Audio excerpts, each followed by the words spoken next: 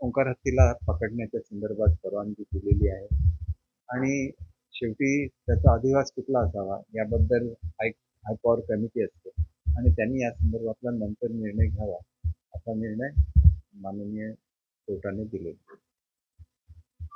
त्याला मुळात ताब्यात घेणं आवश्यक आहे कारण लोकांचं नुकसान होतं आणि त्याच्याचबरोबर हाय पॉवर कमिटीचे जे अधिकार आहेत ते वापरून तो वनतारामध्ये राहील की त्याला अन्यत्र अधिवासात पाठवायला लागेल त्याचा निर्णय पुढच्या काळात होणार आहे.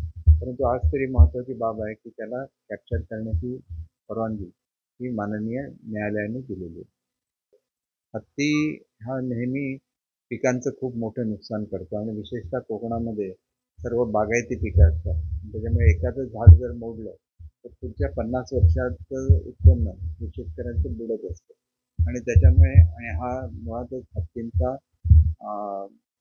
नॅचरल ज्याला हॅबिटॅट म्हणतात म्हणजे अधिवास जो नैसर्गिक अधिवास असतो तो हा नाही आहे.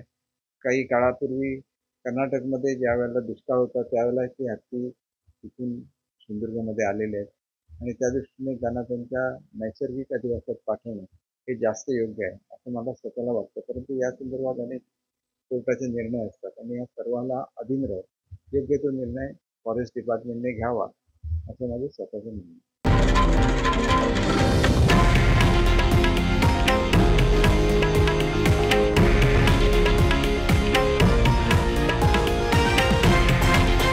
हे आहे देशातील नंबर 1 न्यूज नेटवर्क आणि आपण पाहत आहात TV9 मराठी, एकमेव.